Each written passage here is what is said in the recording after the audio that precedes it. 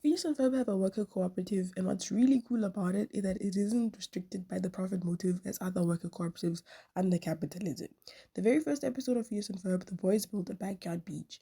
The beach was open to the public free of charge, and in this way, they created a much needed third space in white American suburbia.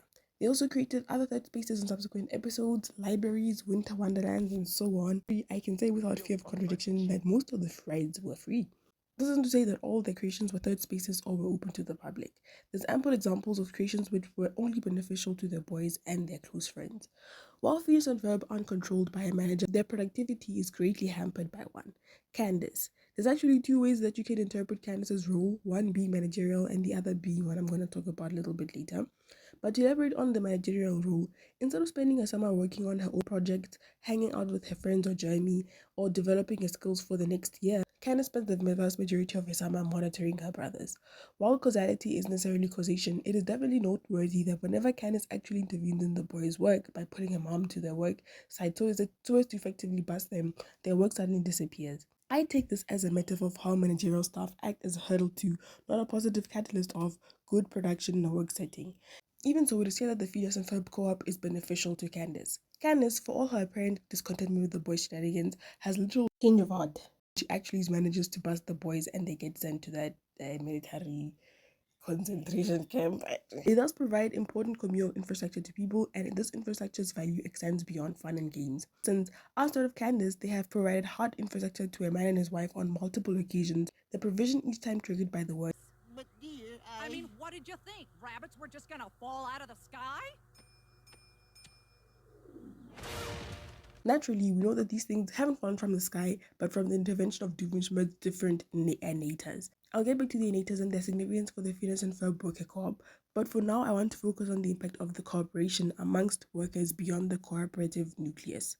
Isabella and her friends are a manifestation of how unity allows workers to reach new heights. Although Girl Scouts have a very colonial and patriarchal underpinning, these particular Girl Scouts do more than just sell biscuits and romanticize the settler stories of white America. They lend their help to the Phineas and Ferb Worker Cooperative. They, along with Baljeet and Buford, work with the boys on an entirely voluntary basis. This makes the Girl Scouts under the leadership of Comrade Isabella and the Phineas and Ferb Co-op extra special. They show how, even within the context of a worker-directed enterprise, solidarity across workers from different industries is incredibly important. And when it relates to worker unity, Candace can also be read as a union buster or like class traitor if we interpret a manager as a member of the proletariat. Although the Girl Scouts intervention could be read to have some trade unionist tendencies, particularly because the Girl Scouts are from the same industry and have their interests represented by Isabella, who speaks on their behalf with Phineas and Ferb. Forbes' idea, man, Phineas, through the slogan, what you doing, the implicit intention being, I want to participate in whatever it is you're doing. I don't necessarily mean that Candace is a trade union buster, especially since her focus is on Phineas and Ferb. What I mean is that Candace wants to dismantle the union amongst workers that happens independently of capitalists by fighting tooth and nail to have the work uprooted by potential punitive measures from the state, i.e. mom. She presumably does this against her own interests, since as I've argued, the boys' activities give her a sense of purpose. She has benefited socially from the activities, having obtained many activities to talk to Jeremy because of Venus and Ferb, and as their fellow sibling, her interests are more aligned with her little brothers than their mother. In a word, Candace seems to have false consciousness. I think this is a more compelling explanation than what others have claimed over the years, meaning that she has some sort of mental illness. She sees what's happening but makes decisions that aren't really to her benefit for no clearly ascertainable reason. The show is also strongly compliant with the communist rally call, from each according to their skill to each according to their need. As Ferb, the one who gets basically everything done, has no qualms with sharing credit with Phineas, who for all intents and purposes is just an ideas guy. I know what we're gonna do today. While Buford bullies Baljeet, you'll see that both boys lend their brawn and brains respectively to Phineas and Ferb without disrupting the effectiveness of either the cooperative or the other as individuals. In this way, we see how all workers, whether they wield the pen, the sickle, or the hammer, and in Ferb's case, all three, are not venerated above the others. Their work is viewed as being of equal value, and the spoils of the thing they create is distributed in enjoyment not proportionally to each party's contribution, but according to their needs. The innators function as a distributor of excess production. When the things are removed, we see that they can be of assistance to some people.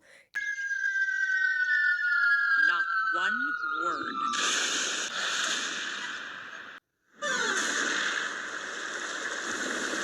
You've never believed in me. In this case, a white American couple, but the couple seems to be a member of the petite bourgeoisie, and if the sheer amount of times they need a new business, anything to go by, they aren't very good at being baby capitalist.